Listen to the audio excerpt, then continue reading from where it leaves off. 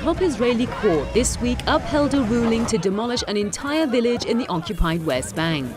The ruling that would force 180 Palestinians from Khan al-Ahmar immediately drew the condemnation of rights groups. And clashes have already started between the Israeli security forces and the Palestinians that see demolitions as part of a plan to consolidate a controversial Israeli colonial project. The Palestinian Authority says the project that involves building an arc of settlements would effectively cut off occupied East Jerusalem al-Quds from the rest of the West Bank.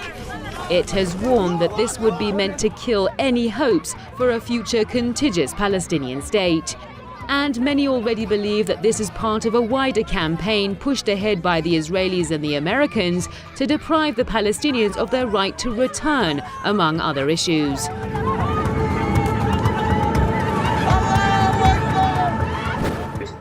Israel now are going wild after the election of Donald Trump as President of the United States.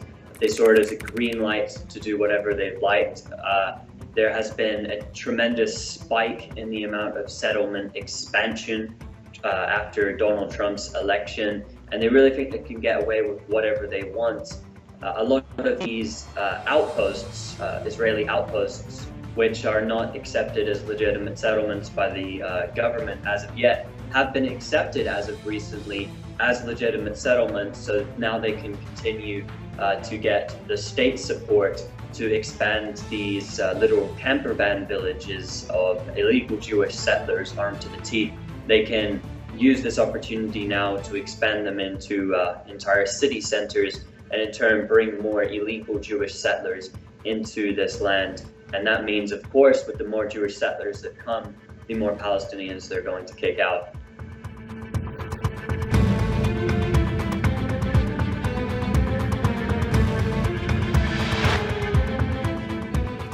The administration of US President Donald Trump is believed to be pressing ahead a perfectly calculated scheme against the Palestinians and in favor of the Israelis. It first declared Jerusalem al-Quds as the capital of Israel. Now it has announced its intention to erase the right of return for the Palestinians, what is seen by many as a dangerous display of recklessness toward the Palestinians. Many believe that Israel's demolition of Palestinian houses is part of the same agenda to deny the Palestinians the right of return. An agenda that envisages cleansing entire areas of Arab inhabitants to create a state that would be larger than what was provided by the UN partition.